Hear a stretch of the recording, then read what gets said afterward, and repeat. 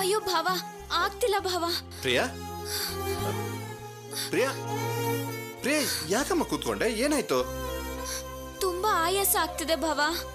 ಪ್ರಿಯಾ, ಸ್ವಲ್ಪ ಶ್ರಮ ಪಡ್ಬೇಕಮ್ಮ. ಚೆನ್ನಾಗಿ ವಾಕ್ ಮಾಡಿದ್ರೆ ಹೆರಿಗೆ ಸುಲಭ ಆಗುತ್ತೆ ಅಂತ ಡಾಕ್ಟರ್ ಹೇಳಿಲ್ವಾ? ಅಲ್ಲ, ನಾವೇನು ಅರ್ಧ ಕಿಲೋಮೀಟರ್ ವಾಕ್ ಮಾಡಿಲ್ಲ, ಆಗ್ಲೇ ಕೂತ್ಕೊಂಡ್ಬಿಟ್ಟಿಯಲ್ಲ. ಬಾ, ಇನ್ನೂ ಸ್ವಲ್ಪ ದೂರ ವಾಕ್ ಮಾಡೋಣ. ಅಯ್ಯೋ ಹೋಗಿ ಭಾವ, ನೀವ್ ಯಾವಾಗ ನೋಡಿದ್ರು ನನ್ನನ್ ಮಾತ್ರ ಸ್ಟ್ರಿಕ್ಟ್ ಆಗಿ ವಾಕಿಂಗ್ ಕರ್ಕೊಂಡ್ ಬರ್ತೀರಾ, ಅಕ್ಕನ ಕರ್ಕೊಂಡೇ ಬರೋದಿಲ್ಲ.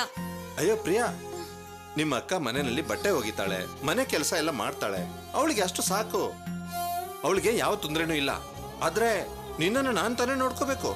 ಬಾ, ಮಾತಾಡ್ತಾ ಸ್ವಲ್ಪ ದೂರ ವಾಕ್ ಮಾಡೋಣ. ಬಾ ಅಮ್ಮ, ನನ್ ಮಾತ್ ಕೇಳೋ. ಬಾ ಬಾ. ಅಲ್ಲ, ಏನ್ ಪ್ರಿಯಾ ಇದು? ಹುಟ್ಟೋ ಮಗು ಬಗ್ಗೆ ನೆನಪಿಸ್ಕೊಂಡು ಸಂತೋಷವಾಗಿರ್ಬೇಕು. ನೀನ್ ನೋಡಿದ್ರೆ ಡಲ್ ಆಗಿದೆಯಲ್ಲ, ಯಾಕೆ? ನಾನ್ ನೋಡಕ್ ಮಾತ್ರ ಡಲ್ ಆಗಿ ಕಾಣ್ತೀನಿ ಬಾವಾ, ಆದ್ರೆ ನನ್ ಹುಟ್ಟೋ ಮಗುನ ನೆನೆಸ್ಕೊಂಡು ಮನ್ಸಲ್ಲೇ ತುಂಬಾ ಸಂತೋಷವಾಗಿದ್ದೀನಿ ಬಾವಾ. ನನ್ ಕನ್ಸು, ಉತ್ಸಾಹ, ಸಂತೋಷ ಎಲ್ಲಾನು ನನ್ ಮಗುನೇ ಭಾವ. ನನಗಿರೋದೊಂದೇ ಒಂದ್ ಸಮಾಧಾನ ಅಂದ್ರೆ ನನ್ ಮಗು ಒಂದೇ. ಯಾಕ್ ಭಾವ ಹಾಗ್ ನೋಡ್ತಿದ್ದೀರಾ? ನಾನ್ ನನ್ ಮನ್ಸಲ್ಲೇ ಮಗುಗೆ ಜನ್ಮ ಕೊಟ್ಟು ಸಾಕಿ ಬೆಳ್ಸಿ ಅವನಿಗೆ ಹೆಸರಿಟ್ಟು ಅವನೀಗಾಗ್ಲೇ ಸ್ಕೂಲ್ಗೂ ಕೂಡ ಹೋಗ್ತಿದ್ದಾನೆ. ಅವನೀಗ LKG ಓದ್ತಿದ್ದಾನೆ.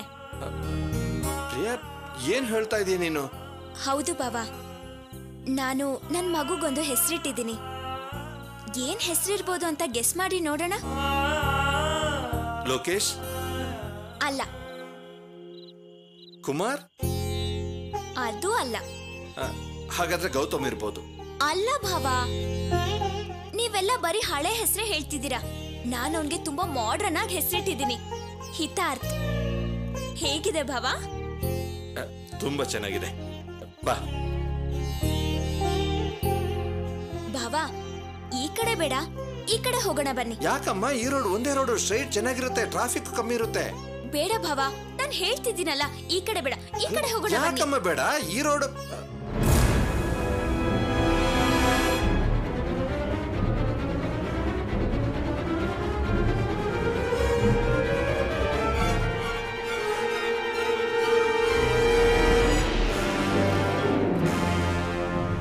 ಯಾವ ಮುಖ ನೋಡ್ಬಾರ್ದು ಅಂತಿದ್ನೋ ಅದೇ ಮುಖ ಕಣ್ ಮುಂದೆ ಬರ್ತಿದೆ.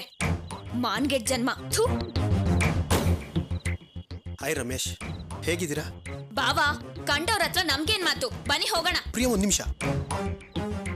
ನಾನು ರಮೇಶ್ಗೆ ಥ್ಯಾಂಕ್ಸ್ ಹೇಳಬೇಕು. With your permission.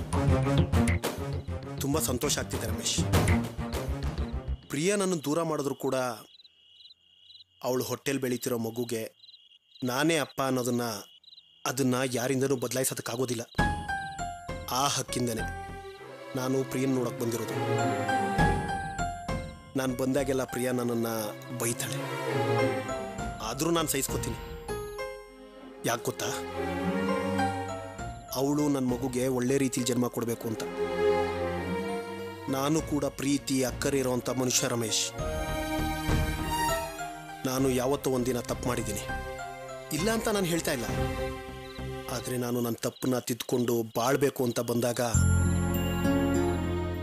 ಇವಳು ನನ್ನನ್ನು ನಿರಾಕರಿಸಿ ಶಿಕ್ಷೆ ಕೊಟ್ಬಿಟ್ಲು. ಮಗು ಮೇಲಿನ ಪ್ರೀತಿಯಿಂದ ದೂರದಲ್ಲಿ ನಿಂತಾದರೂ ಪ್ರಿಯನ್ ನೋಡಬೇಕು ಅಂತ ಆಗಾಗ ನಿಮ್ಮ ಮನೆ ಹತ್ರ ಬರ್ತಾ ಇರ್ತೀನಿ. ಪ್ರಿಯನ್ ನೋಡಿದಾಗಲೆಲ್ಲ ನನ್ನ ಮಗು ನೋಡಿದಷ್ಟೇ ತೃಪ್ತಿ ಆಗ್ತಾ ಇರುತ್ತೆ ರಮೇಶ್.